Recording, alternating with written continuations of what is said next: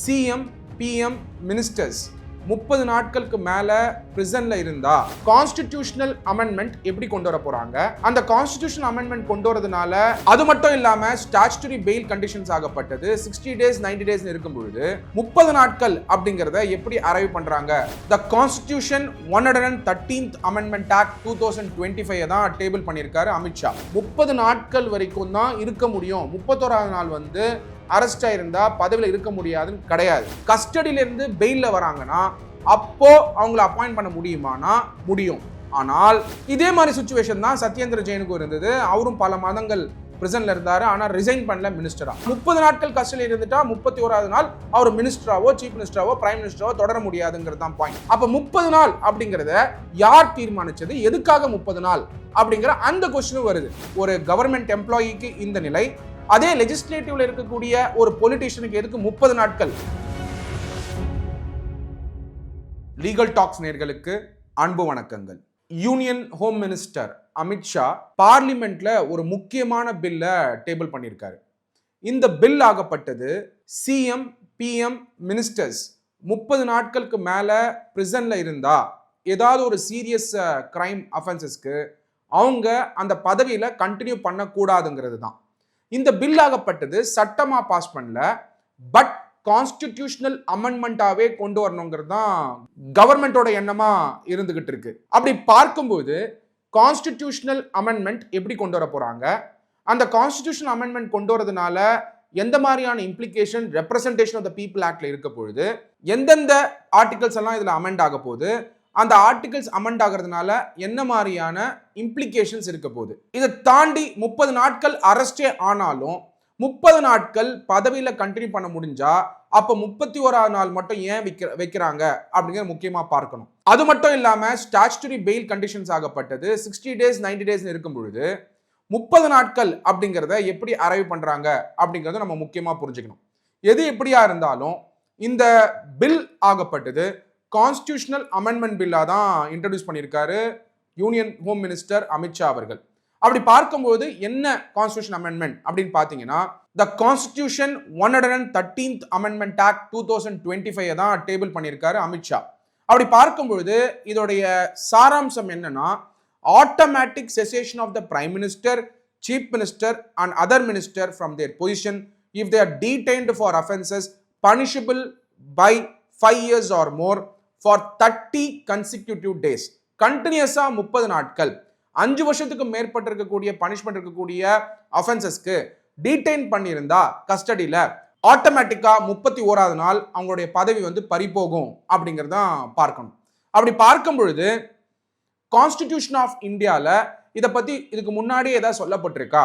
Constitution of India 1950 வந்ததுல இருந்து இது வரைக்கும் இந்த மாதிரியான ப்ரொவிஷன் ஆகப்படுது கான்ஸ்டிடியூஷன் ஆஃப் இந்தியால இல்லாம தான் இருந்துகிட்டு இருந்தது.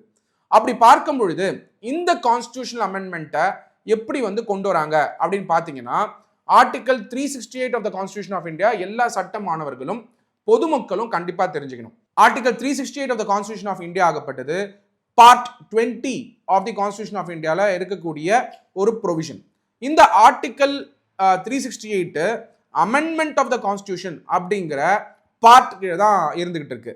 அப்படி பார்க்கும் பொழுது article 368 deals with power of parliament to amend the constitution and procedure therefore. அதுல ஆர்டிகல் 368 clause 1 எடுத்து பார்த்தீங்கன்னா, notwithstanding anything contained in this constitution, parliament may in exercise of its constituent power amend by way of addition, variation or repeal any provision of this constitution in accordance with the procedure laid down in this article.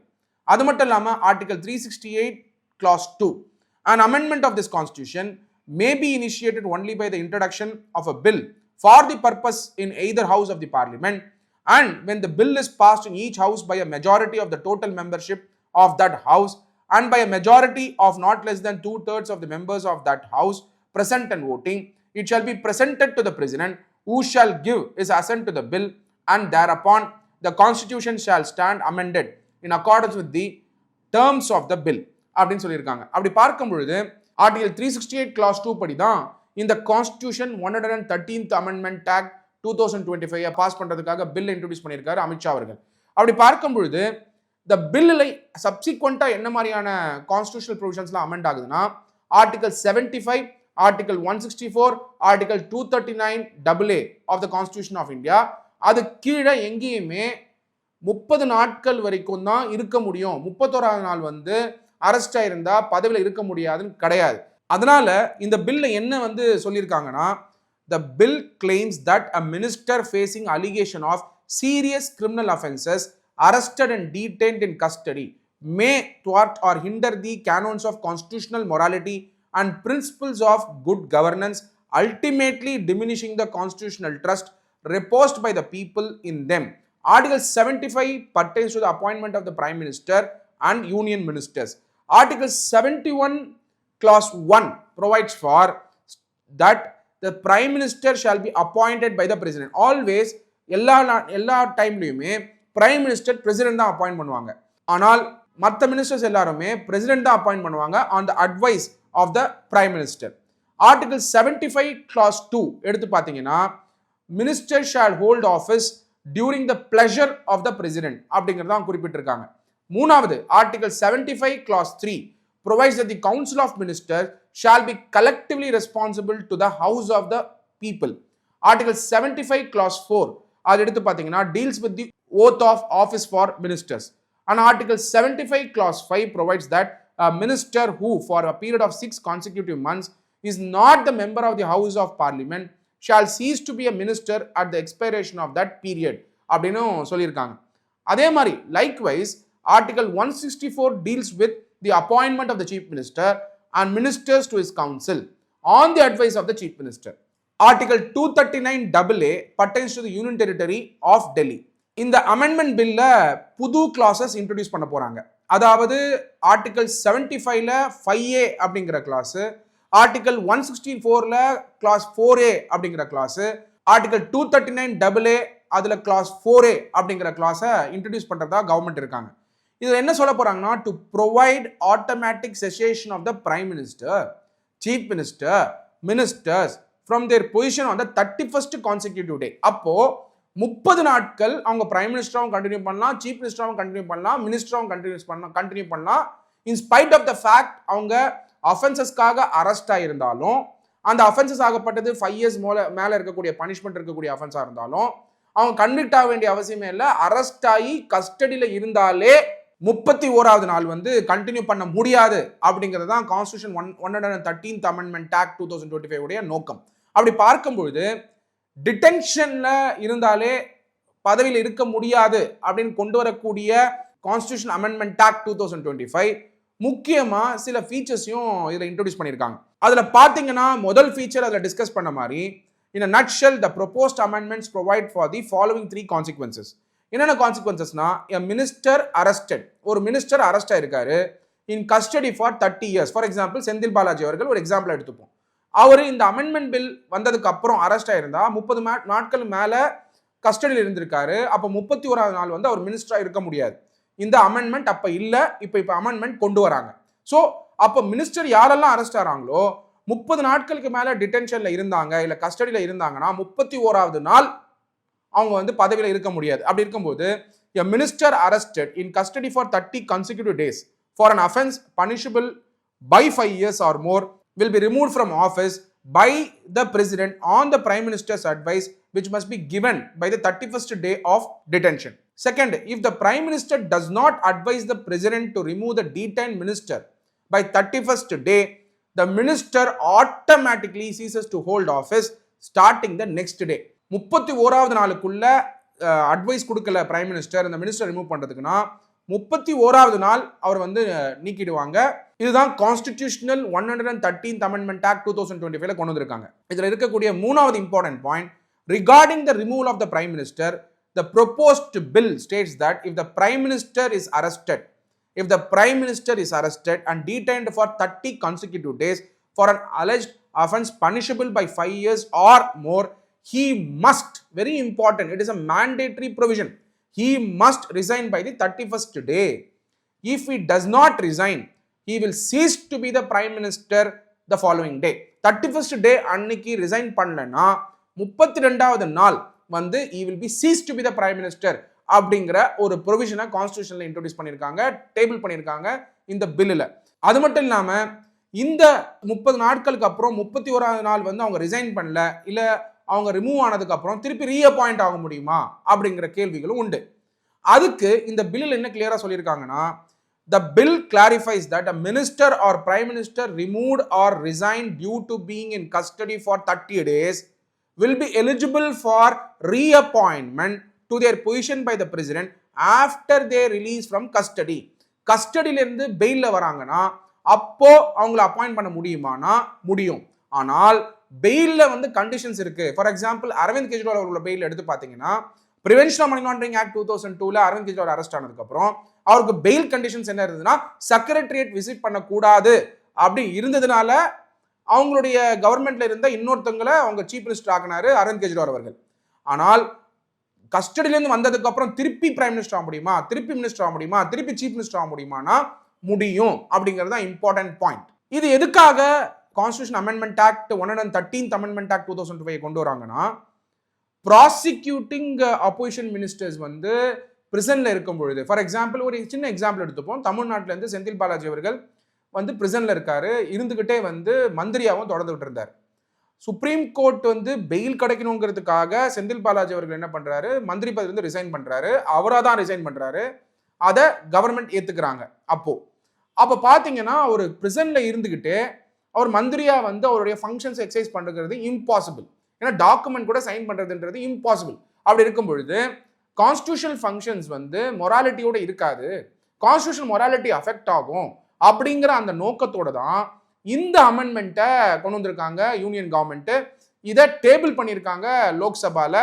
இந்த constitution 113th amendment act 2025 table பண்ணியிருக்காங்க. இதுக்கு பல எதிர்வினைகள் இருந்தாலும் இதுல முக்கியமா நம்ம தெரிஞ்சுக்க வேண்டியது என்னன்னா, இந்த பில் ஆகப்பட்டது Delhi chief minister Arvind Kejriwal refusing to resign despite in jail for over 5 months in connection with the Delhi excise case இருந்தும் அவர் ரிசைன் பண்ணாம சீஃப் மினிஸ்டர் தொடர்ந்ததுனால இந்த கான்ஸ்டிடியூஷன் அமெண்ட்மெண்ட் ஆக்ட் 2025 வேணும் அப்படிங்கிறது தான் important point to be noted. அதனால தான் இதை டேபிளும் பண்ணியிருக்காங்க யூனியன் கவர்மெண்ட். இதே மாதிரி சுச்சுவேஷன் தான் சத்யேந்திர ஜெயினுக்கும் இருந்தது. அவரும் பல மாதங்கள் பிரிசன்ல இருந்தாரு, ஆனால் ரிசைன் பண்ணல மினிஸ்டரா. இதே மாதிரி சுச்சுவேஷன் தான் ஹேமந்த் சோரன் அவர்களுக்கு இருந்தது. ஆனால் ஹேமந்த் சோரன் அவர்கள் பார்த்தீங்கன்னா பிரிசனுக்கு போறதுக்கு முன்னாடி ரிசைன் பண்ணிட்டு அவங்க கட்சியில் இருந்த இன்னொருத்தரையும் அப்பாயிண்ட் பண்ணிட்டு தான் போறாரு.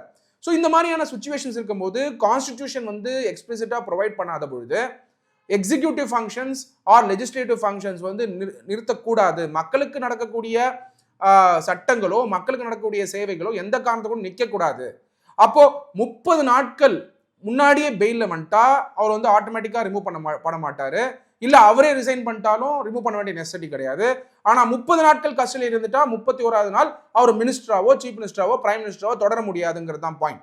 ஆனால் திருப்பி வந்து பெயில் வாங்கிட்டு வந்துட்டால் பெயில் வாங்கின உடனேயே அவரை சீஃப் மினிஸ்டராகவும் மினிஸ்டராகவும் பிரைம் மினிஸ்டராகவும் அப்பாயிண்ட் பண்ண முடியும் அப்படிங்கிறது தான் கான்ஸ்டிடியூஷனல் 113th அமெண்ட்மெண்ட் ஆக்ட் 2025 சொல்லுது. அப்படி இருக்கும் பொழுது இந்த கான்ஸ்டிடியூஷனல் அமெண்ட்மெண்ட் ஆக்ட் 2025 பாஸ் பண்ண முடியுமா அப்படின்னு பாத்தீங்கன்னா 2/3 of the Lok Sabha, 2/3 of Rajya Sabha, 50% of the state assemblies வந்து இந்த கான்ஸ்டிடியூஷன் அமெண்ட்மெண்ட் பில்லை வந்து பாஸ் பண்ணணும்.